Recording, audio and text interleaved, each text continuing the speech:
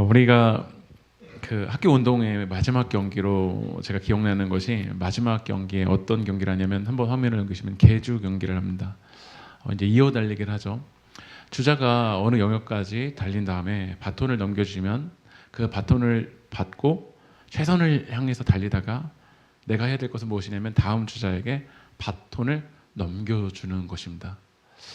이 땅의 삶은 잠깐이죠. 하나님이 우리를 부르시고 바톤을 맡겨주시면 그 바톤 받아서 하나님이 나를 인도하시는 곳까지 잘 최선을 향해서 달려가다가 하나님이 다음 주자에게 바톤을 넘겨주라고 하면 또 다시 넘겨주고 또 그러다가 하나님이 날 부르시면 가는 거, 하나님 품에 가는 거, 그게 신앙의 여정인 줄 믿습니다. 나에게 바톤이 파란색 바톤이 올 수도 있고 빨간색 바톤, 노란색 바톤이 올 수도 있습니다. 그러나 그 경기를 달리는 사람에게는 바톤이 빨간색이냐 노란색이냐 파란색이냐 중요하지 않습니다. 내게 맡겨주신 그 바톤을 붙들고 하나님 나아가는 그 여정까지만 나아가는 것이 중요합니다.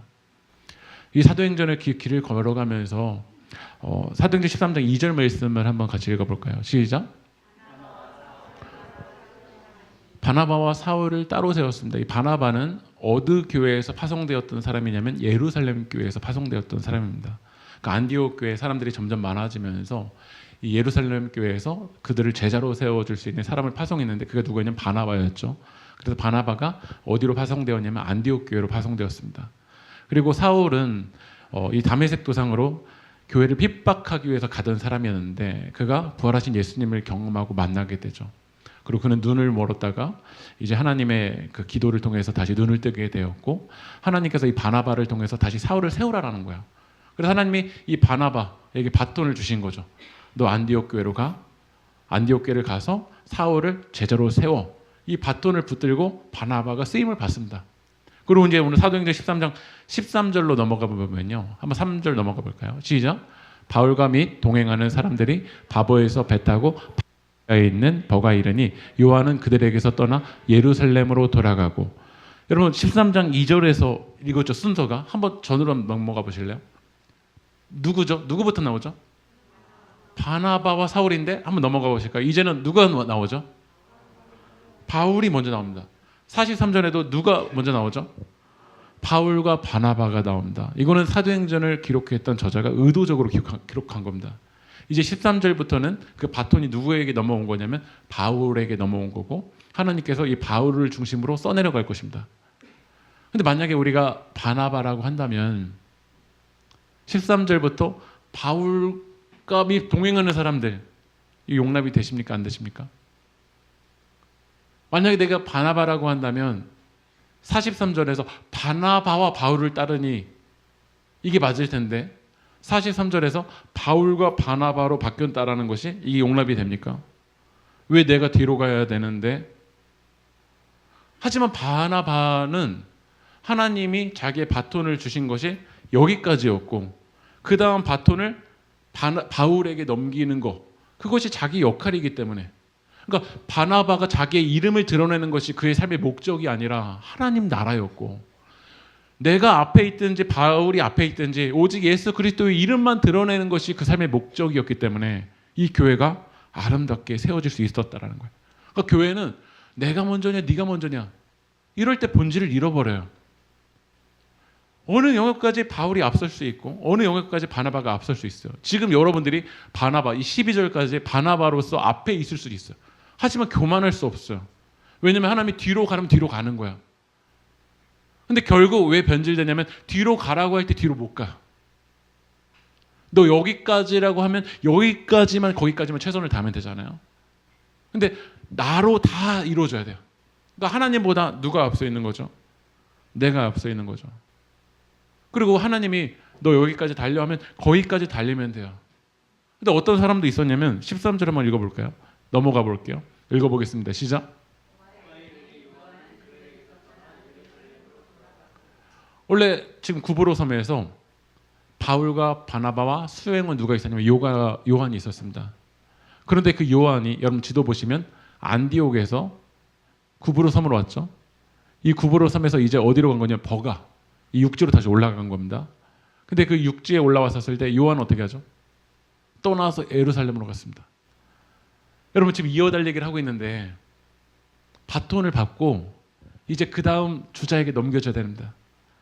근데 제가 1학년 친구들 어떤 친구들 보면요, 엄마가 응원 오잖아요. 그럼 그 바톤을 받고 그 다음 주자에게 가야 되는데 그 바톤을 받고 엄마한테 가는 사람이 있습니다. 그 바톤을 받고 그 다음 주자에게 넘겨주는 게 1학년이든 3학년이든 뭐 5학년이든 6학년이든 역할이잖아요. 엄마가 응원 왔다고 할아버지 할머니 다 응원 오잖아요. 예전에 그렇게 응원 왔거든요. 그 바톤 받고서는 엄마한테 가는 사람이 있는 거야. 하나님이 우리에게 맡겨주신 그 영역과 방향이 있습니다. 아직 더 나아가야 돼요. 요한 더 나아가야 돼요. 그러나 요한이 지금 뭐 하고 있죠? 돌아가고 있다라는 거야. 하나님이 왜 우리에게 물질을 주셨을까요? 하나님이 왜 우리에게 젊음을 주셨을까요? 하나님이 왜 우리에게 능력을 주셨을까요? 그 바톤을 왜 우리에게 주셨을까요? 하나님이 지금 우리를 인도하시는 그 영역까지 나아가라고 우리에게 힘과 능력과 물질과 건강과 이런 은사를 주셨는데 그 은사를 가지고 누구는 안 나가는 사람이 있고 누구는 오히려 되돌아가는 사람이 있다라는 거야. 왜 하나님이 지금 나에게 이 시간을 주셨을까? 여러분은 그 시간을 어느 방향을 위해 사용하고 있나요? 그 물질을 어느 방향을 위해서 그렇게 사용하고 있나요? 여러분의 건강을 어디에 그렇게 몰입하고 있나요? 과연 그것을 위해 하나님이 날 부르셨을까요? 아닙니다. 왜 그 바톤을 나에게 주셨을까요? 그러나 그 바톤을 받고도 머물러 있는 사람이 있고 그 바톤을 받고도 하나님이 인도하신 그 여정을 향해 나아가는 것이 아니라 되돌아가는 사람이 있었다는 거예요. 사도행전 13장 9절로 넘어가 볼게요. 읽어보겠습니다. 시작. 그를 주목하고 이제 13장부터는 바울을 중심으로 하나님의 역사가 써내려가는데 성경을 보면 바울이라고 하고 또 누구는 사울이라고도 얘기합니다. 어떤 분은 이제 사울이 예수님을 만났을 때 이제 이름을 바꿔주셨다라고도 얘기를 합니다. 근데 사실 사울은 히브리식 이름이 사울이었고요. 바울은 이제 헬라식 이름이 바울인 겁니다. 이해가 되시죠? 그러니까 우리나라 이름도 있지만 여권에는 이렇게 영어로 이렇게 쓰여놓지 않습니까?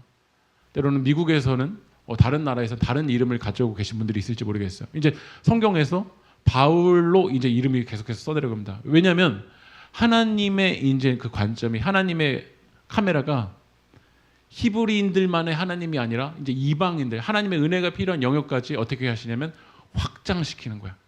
그렇다면 그 바톤을 받았으면 이제 어디로 나가야 되냐면 사울에서 머무르면 안 돼요.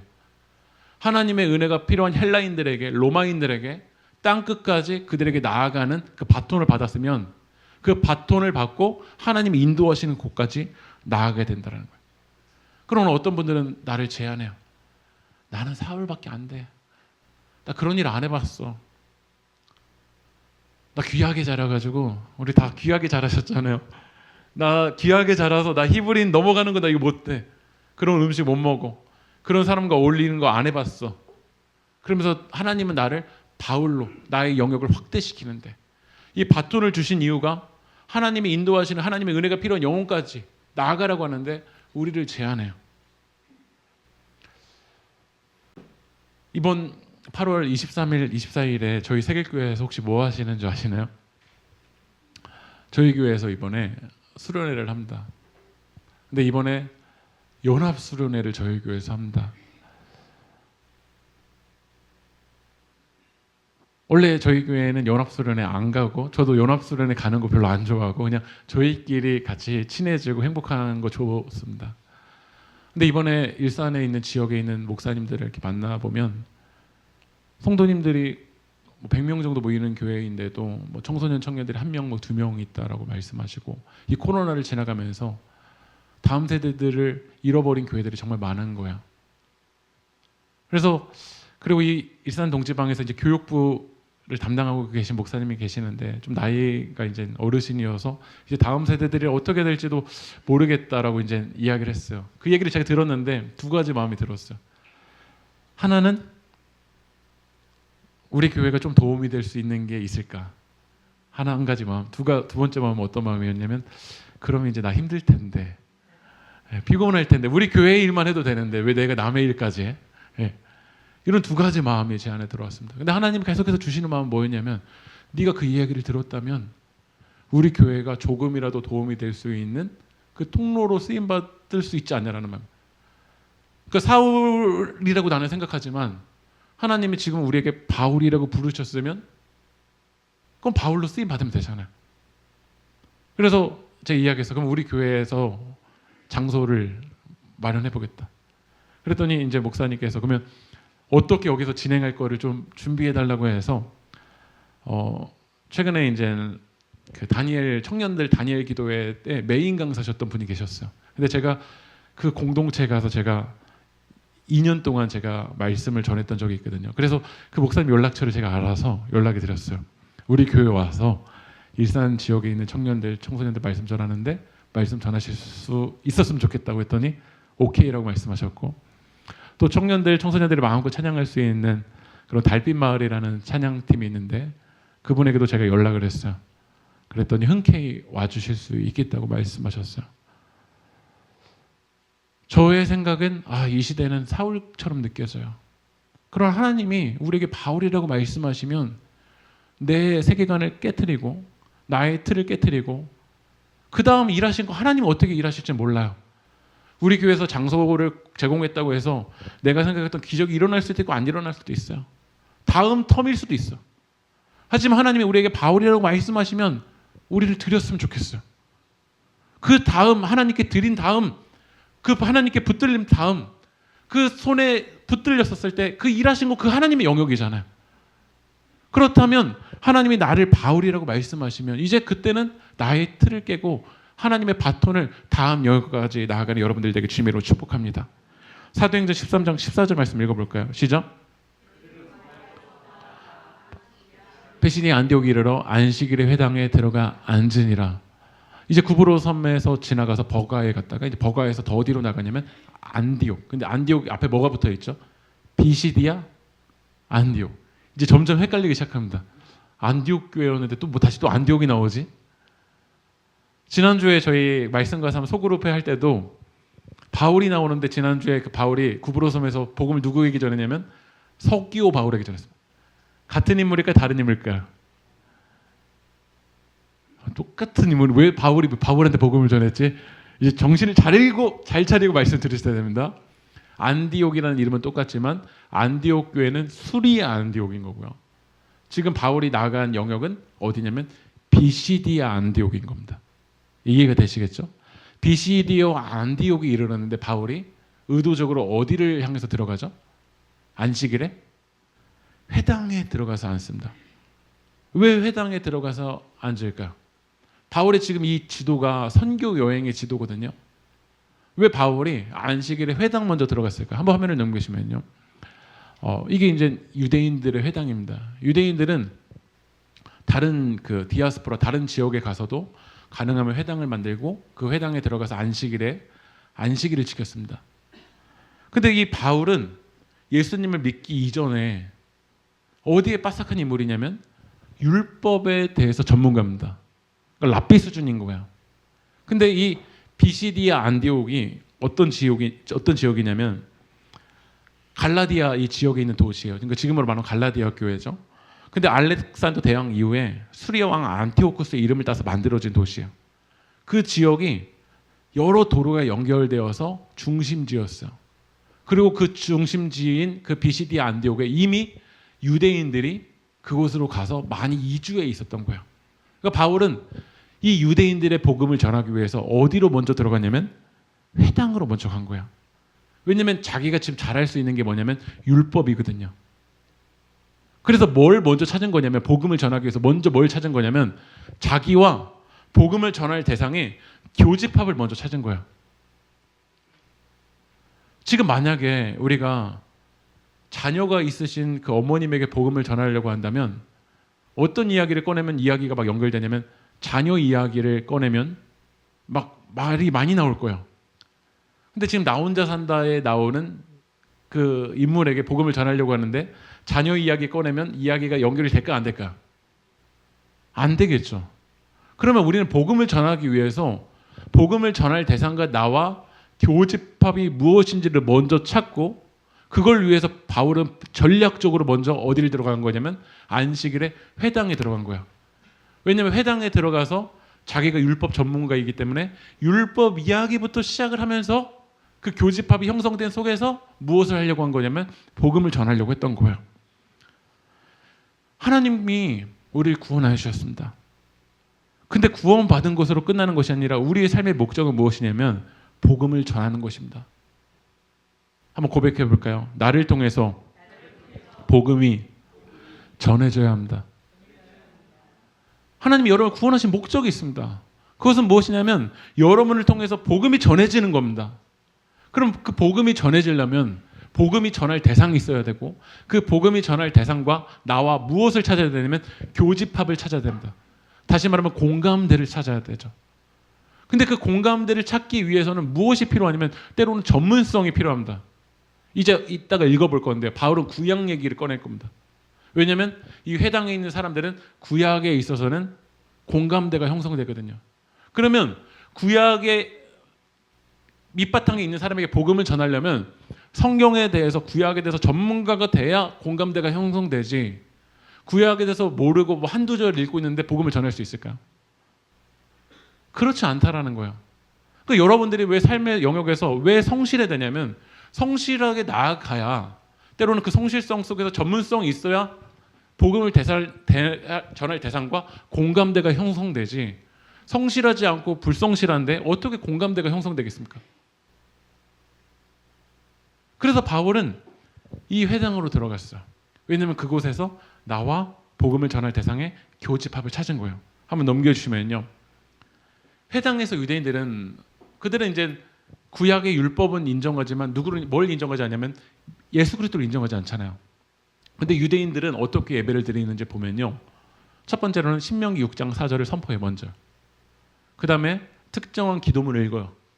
세 번째로는 율법 모세오경 중 일부를 낭독해요. 율법 모세오경이 창세기, 출애굽기, 레위기, 민수기, 신명기잖아요. 그 다음에 네 번째로는 어떻게 하냐면 율법을 설명하기 위해 선지자 글을 낭독해요. 예언서나 선지자의 글을 낭독해요. 그리고 마지막으로 하는 게 뭐냐면 랍비가 설교를 합니다. 그런데 그 회당에 어떤 외부에서 온 랍비가 있다. 그럼 그에게 뭘 맡겨주냐면 설교를 맡겨줍니다. 그러니까 제가 그 회당에 갔다고 해서 설교를 할 수 있는 게 아니에요. 오늘 바울에게 설교를 맡깁니다. 왜 설교를 맡기냐면 공감대가 형성된 거예요.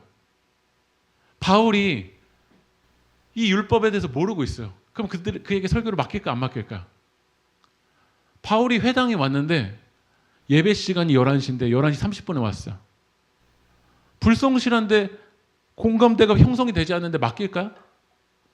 그러니까 우리가 세상에서 성실하게 살아가야 됩니다. 하나님을 믿는 사람들은 규칙을 잘 지켜야 됩니다. 정직하게 살아가야 됩니다. 진실되게 살아가야 됩니다. 여러분에게 은사에 따라서 전문성을 최대한 갖출 수 있으면 갖춰야 됩니다. 왜냐하면 그래야 공감대가 형성되잖아요. 그런데 예수님을 믿는다고 하면서도 불성실하고 예수님을 믿는다고 하면서도 정직하지 않고 예수님을 믿는다고 하면서도 규칙을 안 지켜요. 그러면 이 5번에 마지막으로 설교를 맡길까 안 맡길까? 안 맡기죠. 한번 말씀 넘어가 볼게요. 사도행전 13장 15절 말씀 읽어볼까요? 시작.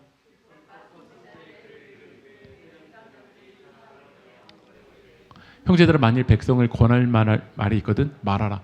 지금 이 회당에서 이제 예배를 드리면서 이제 사람을 보내서 이야기한 거예요. 형제들 누굴까요? 바울과 바나바에게 이제 이야기한 거예요. 혹시 이 회당에서 할 말이 있으면 말해줄 수 있어? 여러분이 세상과 여러분들이 공감대가 형성되고 세상이 와, 저 사람이 하나님을 믿는 그 하나님 누군지 모르겠는데 성실하고 진실되게 살아가는 사람에게 물어보고 싶은 거예요. 여러분은 어떤 힘 때문에 살아가세요? 나랑 비교했었을 때 보잘것 없어 보이는데 중심을 붙들고 살아갈 때 물어보지 않을까요? 무엇 때문에 살아가세요? 무엇이 목적이기 때문에 그렇게 평안해 보이시는 거예요? 여러분을 이끌고 가는 힘은 무엇이세요? 그 공감대가 형성될 때 이제 물어볼 거예요. 그때 바울이 한번 넘어가 보겠습니다. 읽어볼까요? 예, 죄송합니다. 그때 이제 바울이 설교를 하는 거예요. 근데 설교를 하는 거를 이 사도행전 13장에서 이제 내용이 많습니다. 이거 다 읽으면 오늘 집에 못 가셔서 제가 요약을 했습니다. 근데 첫 번째로 보면 출애굽 이야기를 먼저 꺼내고 그 다음 사사와 다윗왕 이야기가 사도행전 13장 20절부터 22절이에요. 왜 이 이야기를 먼저 꺼낼까요?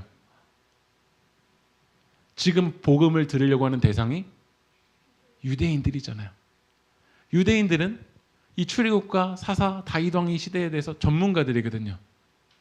그러니까 그 이야기부터 시작하는 거예요. 우리가 복음을 전한다고 하면서 어떤 분들은 아무런 공감대 형성도 없이 예수 천국, 불신 지옥. 그러면 그 이야기를 듣고 어떨까요? 전혀 마음이 열리지도 않았는데, 공감대가 형성되지도 않았는데. 그러니까 바울은 전략적으로 이 복음을 듣는 대상과 공감대를 형성하면서, 하지만 공감으로만 끝나지 않아요. 한번 넘어가 볼게요. 고린도전서 9장 20절 읽어보겠습니다. 시작. 율법 아래 있는 자들을 내가 율법 아래에 있지 아니하나 율법 아래에 있는 자같이 된 것은 율법 아래에 있는 자들을 얻고자 하며. 오늘 지금 복음을 듣는 자들 유대인들이에요. 그러니까 이 유대인들을 얻기 위해서 출애굽 이야기 꺼내고 사사 이야기 꺼내고 다윗왕 이야기 꺼내는 거야. 하지만 바울이 사도행전 이제 이 여정 속에서 17장에서는 아덴으로 가거든요. 그러니까 지금으로 보면 아테네예요. 아테네에는 구약에 대한 배경이 없는 사람들이에요. 그들에게 아브라함 이야기 꺼내고 출애굽 이야기 꺼내면 그들이 알아들을까요? 못 알아들을까요? 못 알아듣죠. 그러니까 율법을 알고 있는 사람들에게는 율법 아래서 이야기하고 율법 아래에 있지 않는 사람들은 율법 아래에서 행동했어요. 바울이 카멜레온이어서가 아니에요. 어떻게든 복음을 전하기 위해서요.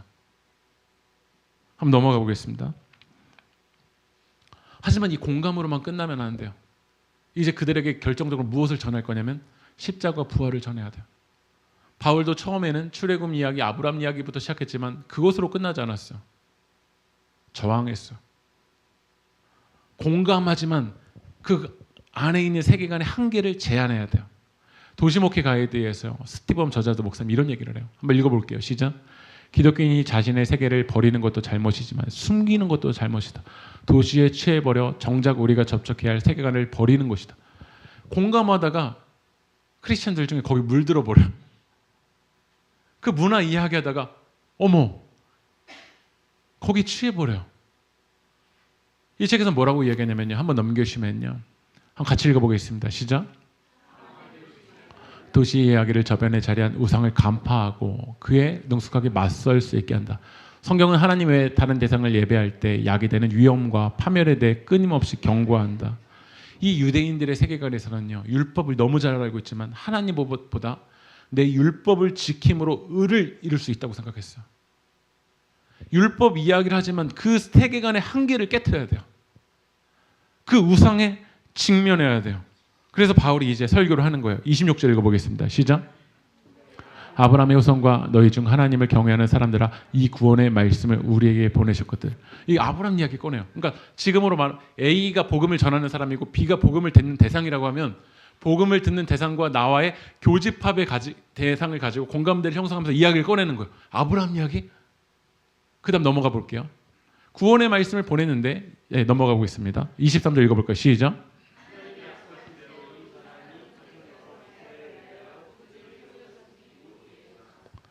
그러나 아브라함을 통해서 이제 그 다음 예언자들을 통해서 기다렸던 메시아가 누군 줄 알아?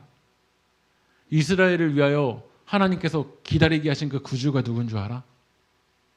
그분이 예수라는 거야. 바울은 공감으로 시작했지만 결국 예수를 전했어요. 우리는 공감으로 시작하지만 결국 우리가 믿는 생명이신 예수님이 누구신지를 전해줘야 돼요. 그 다음 한번 읽어보겠습니다. 26절 읽어볼까요? 시작.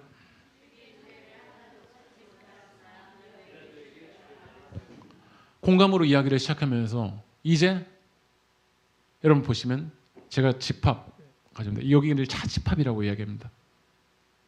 공감의 이야기를 시작했지만 그것으로 끝나지 않았어. 하지만 너희들의 그 세계관을 깨트렸어. 우리를 구원하기 위해서 예수님을 보내주셨지만 그분에게는 아무런 죄도 없지만 너희들이 뭐 한 거냐면 죽여달라고 얘기했다라는 거야. 그러니까 우리들도 어떤 사람들과 이야기를 나누면서 공감하지만 결국 그분의 세계관을 깨트려야 돼요. 예수를 거부한 그 죄를. 우리는 정말 예수님을 영접하고 있을까? 교회를 다니면서도 예수님을 구주로 영접하고 있을까요? 예수님은 어떤 경우에 상담가인 것 같아요. 힘들 때 그냥 찾아가서 힘든 얘기하는 정도 상담가인 것 같아요. 어떤 경우는 예수님은 친정엄마 정도 같아요. 그냥 친정엄마 집에 가가지고 그냥 냉장고에서 이거 가져가도 되지? 그래서 다 꺼내오는 그 친정엄마 같아요. 약속 있을 때 안 찾다가 아무도 안 만나준다고 하니까 그때서야 연락하는 친구인 것 같아요. 예수님이 구주가 아니잖아요. 그러니까 이 빌라도만 유대인들만 예수님을 거부하고 죽인 게 아니라 우리가 구주로 영접하지 않잖아요. 구주는 누가 되길 원하냐면 내가 되길 원하잖아요. 내가 하나님 자리에 올라가서 내가 판단하길 원하잖아요. 하나님이 여러분의 인생을 계획하고 계시나요? 그 계획대로 이끌려가나요? 아니요. 내가 내 인생 계획하잖아요. 스케줄에 일주일의 스케줄에 과연 하나님이 중심이 돼서 이 스케줄을 써내려가나 보세요. 한 달, 1년, 10년? 앞으로 내가 나아가야 될 인생의 방향을 하나님이 중심되어서 1년을 계획하고 10년을 계획하는 아니요. 예수님은 그냥 친정엄마 정도라니까요. 예수님은 찾다가 약속 없으면 이제 외로울 때 연락 정도 하는 친구 정도라니까요. 그게 우리의 모습이었어요. 그러면 하나님은 우리를 어떻게 하시면 되냐면 결국 하나님을 거부하고 예수를 거부하고 그 하나님 자리에 내가 올라가서 하나님 행색을 하는 우리들, 선악과를 따먹은 우리들 하나님이 심판하고 내버리시면 돼요. 그런데 하나님이 하신 일이 무엇이냐면 사도행전 13장 29절 30절 읽어볼까요? 시작. 후에 나무에서 내려가다가 무덤에 두었으나 하나님이 죽은 자 가운데서 그를 살리신지라. 하나님이 우리를 내버려 두셔도 되는데 나무에 내려다가 여기가 어디죠? 이 나무가 바로 십자가잖아요. 원래 우리 죽어야 되는데 우리 구원하기 위해서 예수님이 대가를 지불하셨다라는 거야. 여러분 이 이야기가 얼마나 비효율적인 이야기입니까? 만약에 우리가 사업을 운영하는 사장님이라고 한다면 내 말을 따르고 이 기업의 가치관을 따르는 사람을 채용을 하지 이 기업을 거부하고 이 기업의 가치관을 거부하는 사람을 위해서 내가 대신 대가를 지불한다라는 거 이거 얼마나 비효율적인 이야기입니까? 사도행전 13장 39절 읽어볼까요? 시작.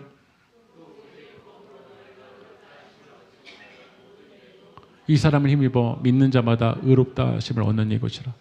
바울은 모세의 율법 이야기를 하면서 그들을 공감했지만 결국 이 율법의 세계관에 갇혀있는 그 한계를 깨트려요. 그것으로 너희들이 진짜 의롭다 하심을 얻냐?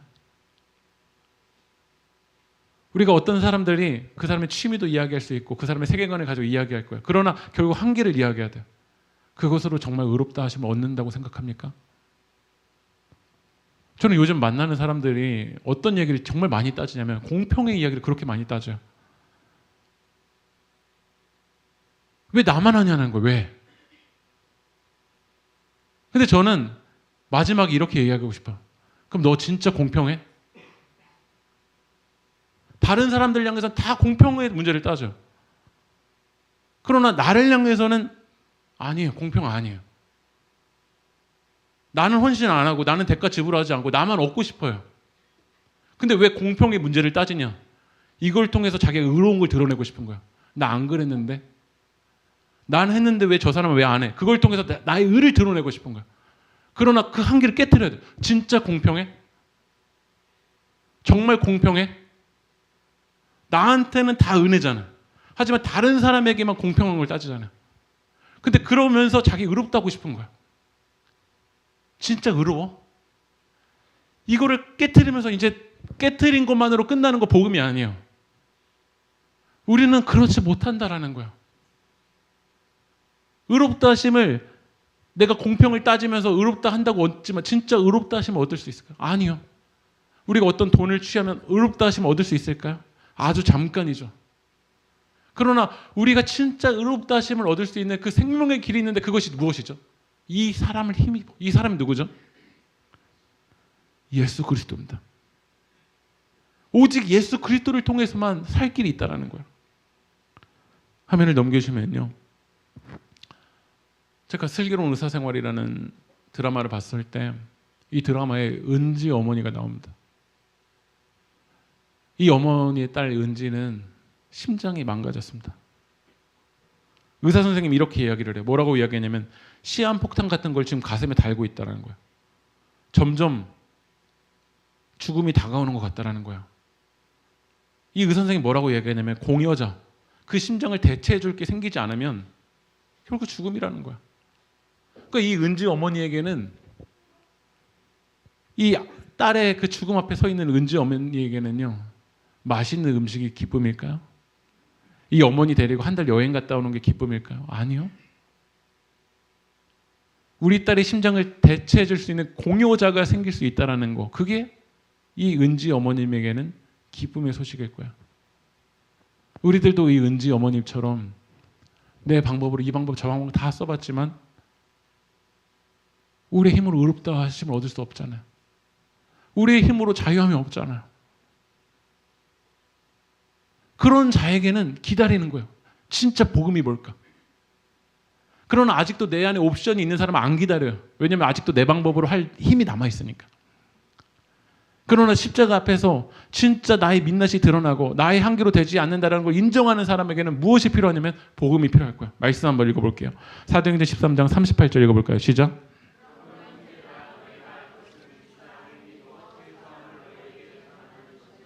형제들아 너희가 알 것은 이 사람을 힘입어서만 죄사함을 얻을 수 있다는 거예요.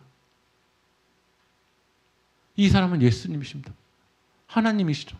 이분은 예수님, 하나님 동등 되신 분이시죠.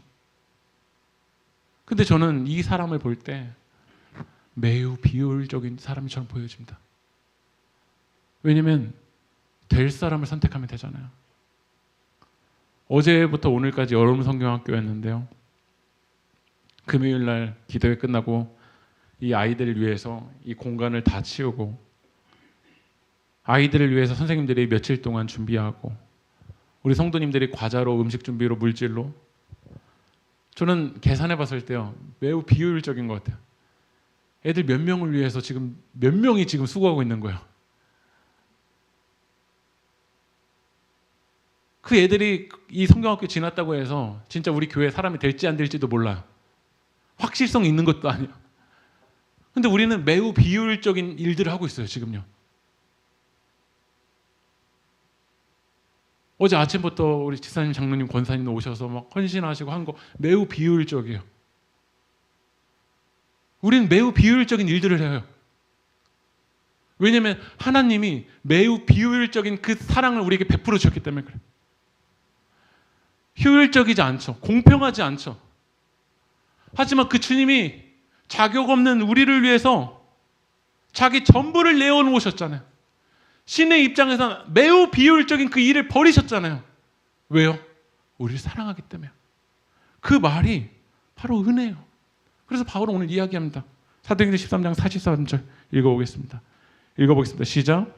해당의 모임이 끝난 후에 유대인과 유대교회에 입교한 경건한 사람들이 많이 바울과 바나바를 따르니 두 사도가 더불어 말하고 항상 하나님의 은혜 가운데 있으라 하고. 하나님의 이 비효율이 바로 은혜입니다. 자격될 자에게 자격을 주는 거, 이게 효율적인 거죠. 그러나 자격되지 않는 우리에게 베푸신 하나님의 사랑은 매우 비효율적인 일입니다. 그러나 그 매우 비효율적인 그 하나님의 사랑 때문에 오늘 우리가 이 자리에 있습니다. 그렇다면 우리도 공평하냐, 효율적이냐, 내가 투자한 것만큼 가치를 얻냐, 이게 아니라 이 세상의 그 의롭다라고 말하는 그 세계관이 나의 힘이 되는 것이 아니라 하나님의 은혜가 우리의 힘이 되길 주님으로 축복합니다. 오늘 시간 그 주님의 은혜로 하나님 앞에 예배하는 자가 되길 소망합니다. 내 힘이나 내 자격이 아니라 오직 예수 그리스도의 보혈로 우리 주님 앞으로 나아갑시다. 우리 다 함께 일어나셔서 오늘 주신 말씀 붙들고 우리 함께 찬양하며 나갑시다.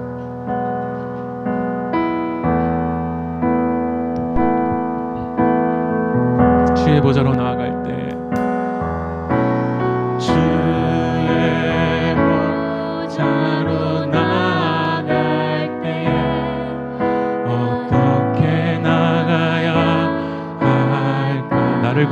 십자가 나를 구원한 주의 십자가 그것을 믿으며 가는 주의 보좌로 나아갈 때에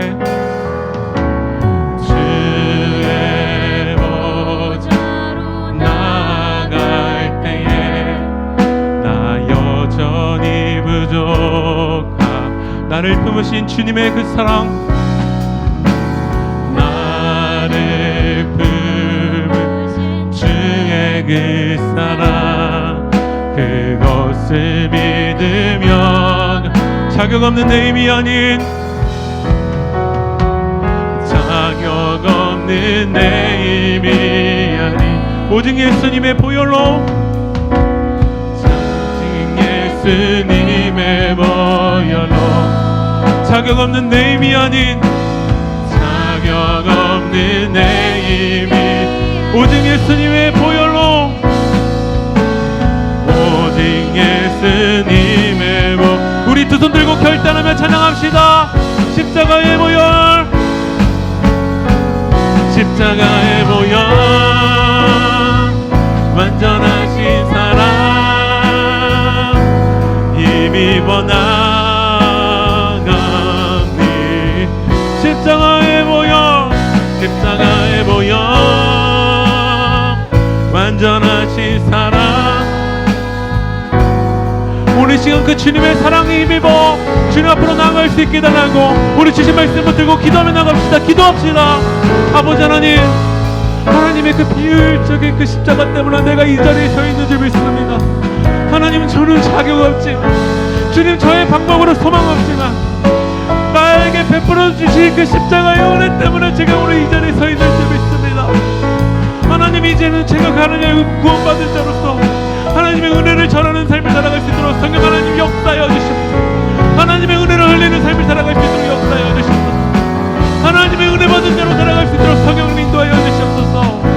하나님의 그 사랑으로 아버지 하나님 우리가 나갈 수 있도록 하나님 역사하여 주십시오. 하나님의 은혜 받은 자로서 살아갈 수 있도록 하나님 인도하여 주십시오. 그 주님의 사랑에 이끌림 받아서 나갈 수 있도록 성령을 역사하여 주십시오. 하나님 그 주님의 사랑에 붙들림 받는 교회가 될 수 있도록 하나님 인도하여 주십시오. 하나님의 아버지 하나님 그 베풀어 주신 그 사랑 때문에 하나님의 그 은혜 때문에 나가는 그 웅동리가 될 수 있도록 하나님 인도하여 주시옵소서. 주님 아버지 하나님 인도해 주시옵소서. 우리 다시 한번 더 기도하며 나가기 원합니다.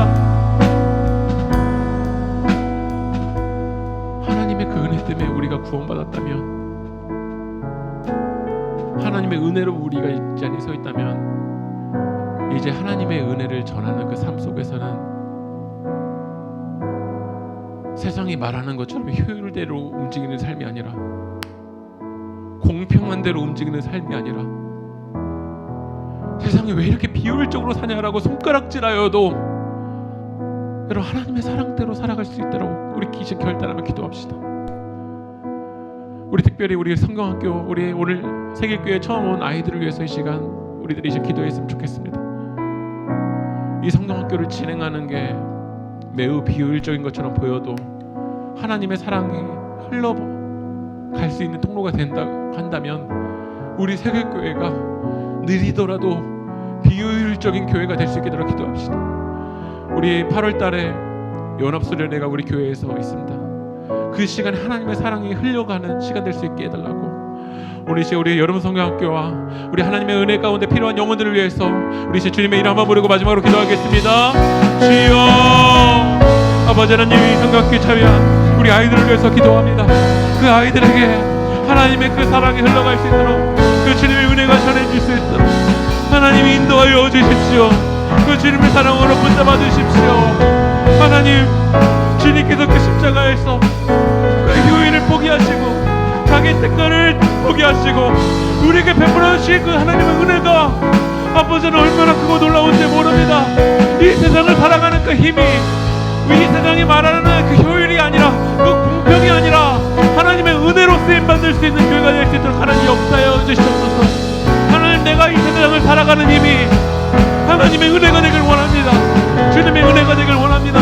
그 주님의 은혜만 전해지길 원합니다. 하나님의 은혜대로 쓰임받는 교회가 될 수 있도록 하나님 우리를 사용하여 주십시오. 우리 성경교회 참여한 아이들에게 하나님의 사랑이 흘러질 수 있도록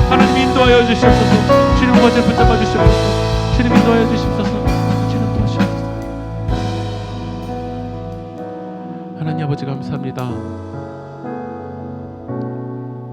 하나님이 우리에게 베풀어 주신 그 사랑을 볼 때 하나님의 사랑은 매우 효율적이지 않았습니다. 전혀 이해되지 않았습니다. 그러나 나를 살리시기 위해서 자기를 전부 내어놓으신 그 사랑 때문에 오늘 우리들이 이 자리에 있습니다. 은혜로 우리가 이 자리에 있는데 어느 순간 우리는 은혜의 시각을 다 잃어버리고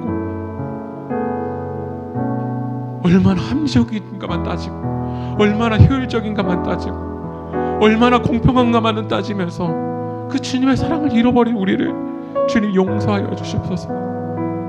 하나님의 은혜가 필요한 영혼들에게 우리 세계교회가 은혜대로 쓰임받는 교회가 될 수 있도록 인도하여 주시옵소서. 매우 효율적이지 않아도 빨리 가지 않아도 한 영혼을 그 살리는 그 일에 관심을 갖는 교회로 성도로서 우리를 사용하여 주시옵소서. 오늘 교회에 처음 온 아이들이 있습니다. 우리 여름 성경기 마치는 시간까지 주님의 은혜로 붙잡아 주시옵소서. 우리 섬기는 선생님들에게 주님께서 능력을 부어주시고 하나님의 은혜대로만 나아갈 수 있도록 주님 우리를 사용하여 주시옵소서. 이제는 우리 주 예수 그리스도의 은혜와 하나님의 아낌없는 사랑과 성령 하나님의 유료교통하심이 자격 없는 우리를 위해서 베풀어 주신 그 하나님의 은혜가 우리 세계교회 모든 성도님들과 특별히 하나님의 은혜가 필요한 우리 여름 성경학교에 참여한 우리 아이들에게 주님의 한없는 계산하지 못한 그 주님의 사랑이 영원토록 함께하기를 간절히 축원하옵나이다.